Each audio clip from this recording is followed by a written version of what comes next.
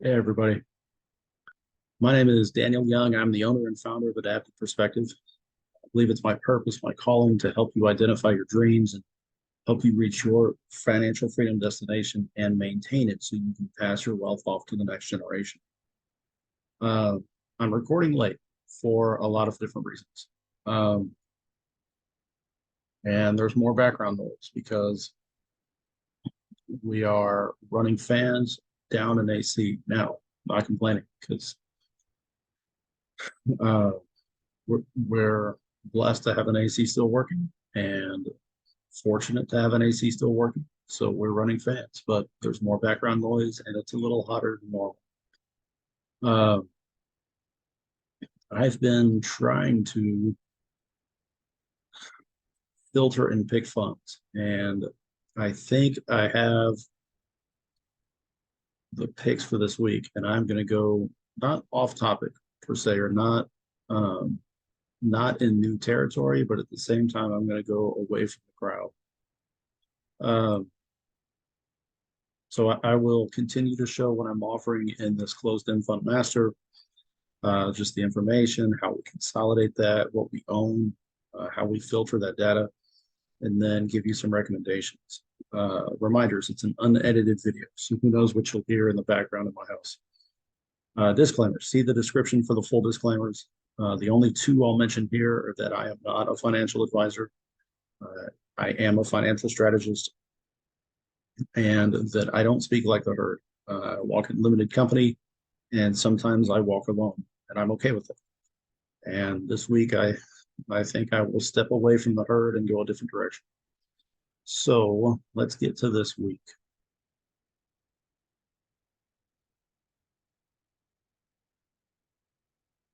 All right, this is our portfolio, and this is, so if you haven't seen this before, this is our closed-end fund master. It says membership view, but there is no membership at the moment. That is the goal for the future. So this is the master, the list of all we can count in a second. I want to say it's 444. No, it's shrunk. That's different. What happened now? Sum of, let's see, K3 through K438. Enter. Divided by the top two. Yeah, so crazy. Interesting spreadsheet, changes every week. Like the data changes every week, but these formulas seem to change on their own every week. So all currently 436 because the top two rows are frozen. So 438 minus 2, 436. All 436 current closed-end funds. The full list gets updated monthly. The funds we track, so anything with an asterisk, 2 asterisks, or 3 asterisks gets updated weekly. Everything gets updated monthly. Uh, so the best way to sort this, oops, so we're going to look at discounts. And based on our targets,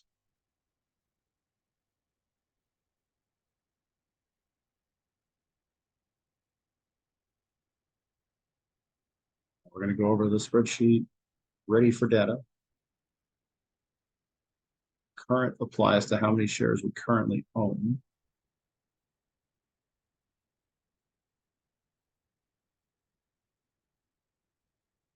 So let's sort. So let's first look at discount because we don't pay premium at all. So every fund in and interesting, it started over. That's wonderful. I have no idea where it stopped reporting. Always interesting. Always interesting. Well, since I have no idea where this picked up and no idea where it left off, I will continue on in hopes that, gosh, technology. I'm going to continue on. I'm not going to backtrack, because if I backtrack and it's already here, that's just double info. And if it just missed stuff at the beginning, so quite honestly, if you watch the video in advance of this one, so if you watch last week's in advance of this one, you'll kind of see the initial process. So we're not going to pay premium. So we're going to eliminate these rows. We're going to come over to targets. So everything with a single asterisk is tracked. But it's not currently on the hit list, meaning, or on the recommendation list. So a 3-star or 3 asterisk is a buy alert. It's double the historical discount or the 5-year discount, or it's finally below premium. 2 asterisks is a dollar cost average alert based on our portfolio. And then the 1 asterisk is just funds we're tracking. So we're going to eliminate pretty much every fund we're tracking except 1. Actually, no, everything's already been sorted. All right. So we're going to eliminate all these funds we're just hanging out. Dollar cost averages are good. I mean, some of these funds are, well, let's check. As you are, all of these funds are below our current average. And as reference, so GLO 493, come down to our portfolio, and this is everything we own. Like I read and listen to and watch a guy who posts his portfolio, but he only posts a single share, and it'll tell you the initial buy date, but it doesn't say if they've bought more of it since then. This is everything we've bought. Gray is everything we've sold. It's just color coded in blue to help divide it up. But this is everything we've bought. So GLO, that's our average price, $5.93. It's a little bit off because it's at 90%. Compared to $4.93, yes, that's a great deal. But compared to what we could get at a significant discount, it's hard to argue getting that at a decreased cost when I could get something else at a really good discount overall. Not saying it's the right or wrong choice. I'm just giving you a different type of strategy. So all of these are discount significant. Yes.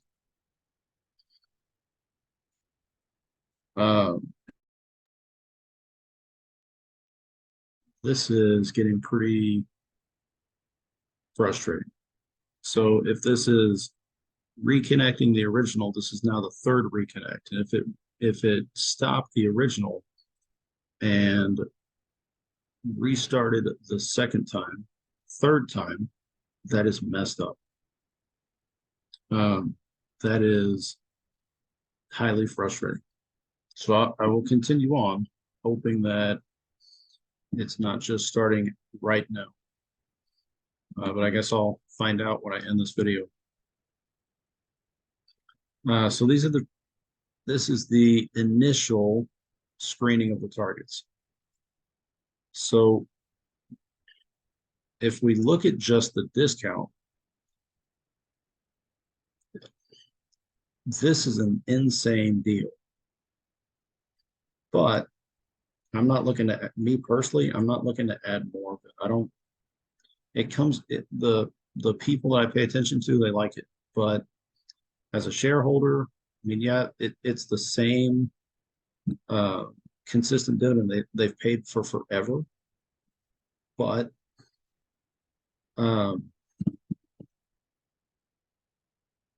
And quite honestly, it's marked for sale once it hits a certain point in our portfolio. Um, so those two would come off. I'm not looking to buy municipal bonds right now. Everything in blue we already own. Green is tracked for whatever reason. Purple is recommended. Um, so I'm going to query these out quite a bit. Utilities are great, but we already own utility-based funds. Every uh, oil, energy transfer, similar fund we own, KYN, KMF, NML, FEI, they all have utilities built into the portfolio. So it's DPG. It it comes recommended, but at the same time, we're already covered in that regard.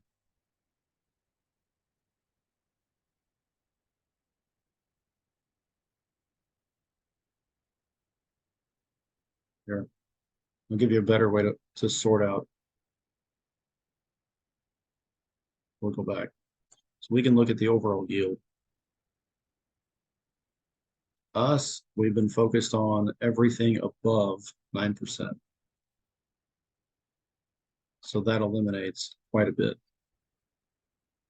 And I get it. DPG pays an amazing dividend, but that would give us, and we already had 5 energy transfer funds. Um, Look at NML, KYN, KMF, FEI, and GER. GER just liquidated, so now we have 4. KMF and KYN are supposedly merging with KYN remaining. That would give us 3.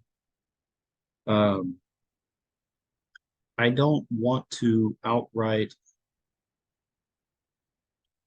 Oh, this will sound convoluted. I don't want to diversify the portfolio so much that we're over targeted in certain areas. That being said, diversification isn't always your friend. Um, if you're going with individual stocks, it's much harder because um, the people who don't honestly don't know what they're talking about will tell you to diversify to limit your risk. Um, so you end up picking all this other stuff that you don't really need versus a closed-end fund that can diversify within the sector for you. So let's see. So this is utilities, pipelines, and infrastructure, right? But then if you're buying individual funds, you would have to buy individuals of each versus just buying a single fund. But we already have funds similar to this. Now the ratios are switched, but we already have funds. So even though it pays a crazy dividend, it's not going to make the list. Of what will make the list, HTY. Let's see. Let's still focus on what's not going to make our list this week. BRW is floating rate loans, and they have their own closed-end fund portfolio. And this is where I like to know what we have.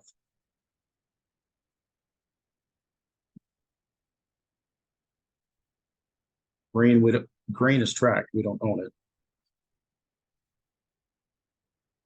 So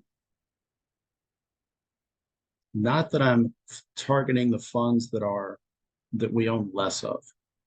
Not my point. The whole point is we're going to buy the discount when it's at a greater than historical average, or when it's the USA fund generally stays in premium. So when it dips even below 0, even if it's a percent off, that's still a great deal compared to their normal data. But currently that fund's in premium, so it doesn't make this list. So of what we already own and where I'm looking to go in the long run and what we're looking to hold on to in the long run, I'm looking to not keep that forever.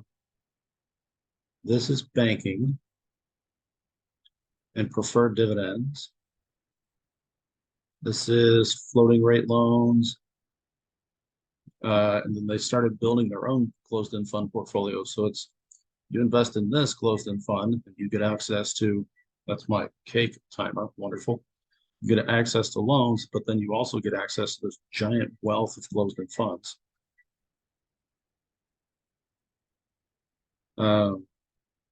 We're pretty good on these two for now. So that leaves these three. I got to come back and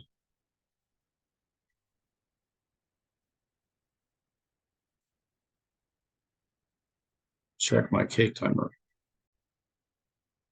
All right, it is anniversary cake weekend where I recreate my anniversary cake, and the timer had gone off.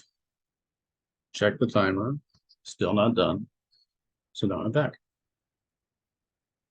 So these three funds are on the list for the week for various reasons, and that's why I have this pulled up top. Um, HFRO is mainly bonds. HTY of what you can see on the CEF Connect website just says this. Tells you the top 10 funds, uh, overall asset allocation, and then the overall countries they're invested in. I used to use white charts, but then they got really finicky on how many views you can see free. So Morningstar lets you see a lot more. So in Morningstar, it'll divvy out the fund by sector. So if you bought individual stocks by sector, you would spend a lot more money than just a single share of HTY. So you pay $468 for access to all of these companies, right?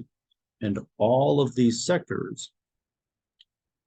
And it throws, I'll go back here and show you. It throws a quarterly dividend. It throws an amazing yield. And it does it on, of the three we're looking at, it does it with the fewest total assets. That's crazy. Calamose has been on my watch list for a while. And at 9%, I mean, yeah, it's double the historical discount. It's for sure a lot greater than the 5-year, but it's a global fund. All three of these are global funds. So they're going to see a little more swing than the funds solely based in the US. So they've had a dividend cut recently, but it's still a portfolio in a can. And the fund itself is diversified for you.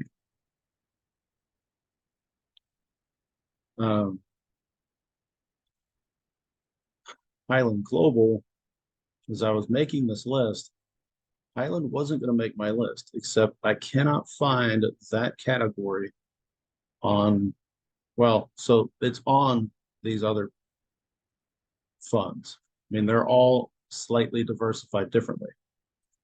But where we look at for the future in my notes in here, so overall, it's got some real estate, communications, and energy. If where we're going for the future, communications will be huge. So you look at satellite, cable, data, cloud management, AI infrastructure, and that's, I mean, technology, no, but it's the communication services that technology needs. So it makes the list. Versus if we're looking at real estate, we're invested into IGR, and their whole portfolio is real estate. Now they diversify the real estate for you. So instead of you investing into all of these things on your own and paying whatever they are in whatever they are per stock,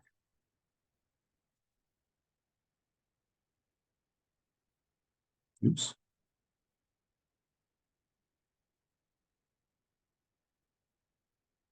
Instead of paying, I don't know if it'll pop up or not, instead of paying an individual stock price and then having to change everything based on that one stock price, you're buying everything through IGR, which didn't make our list based on its current discount.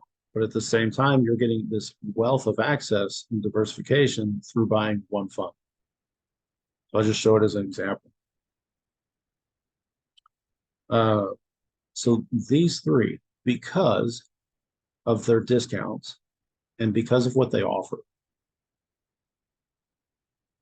HGLB sits three from the top in our initial list. Current discount 13, right? So overall, you're paying over $1 for every share you buy, versus right now it's like 13 cents off a dollar, almost 14 cents off a dollar for every dollar you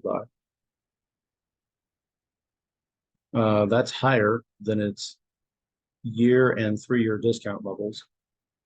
And then CHW, the same thing. So based on what they offer, those are my picks for the week. Based on what we own, I mean, we don't own CHW, so it would have to be worth it compared to what we already have. And we own several portfolios in a can. HTY is one, HGOB is one, CTR, GLO. But I think where this fund differentiates from the others is where they're invested between technology, financial, and consumer.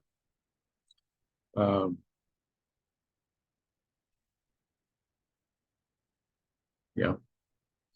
So if where we would go,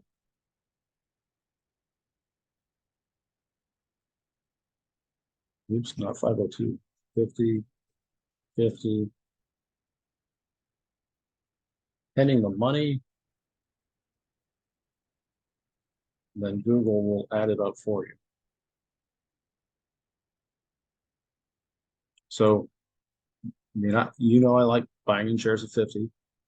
I would love to get that up to 200 and even for the long haul. HGLB would, based on price, compared, I think when we bought it, our average in general is 927-ish. So it's a great dollar cost average price. It would boost our overall long-term hold to 100 shares. And then CHW, if we went this way, I would honestly love to pick up 100 shares, but just for comparison's sake, since they're all 50, here's what you're giving, or here's what you're getting on the annual dividend, which doesn't look like it, right? That pays a healthy dividend, but you're actually getting a greater dividend through this fund because it pays monthly. So every 3 months it's 16 versus this one is 0.084, which we can do by calculator. 0.084 plus 0.084. So you have 1.084 for 1 month. Now we're going to add another. That's 2 months, 3 months. You're actually getting a much greater dividend, even though it doesn't look like it, right? The yield is less, but you're getting more. So, yeah, here's where we stand. Where would I go? See.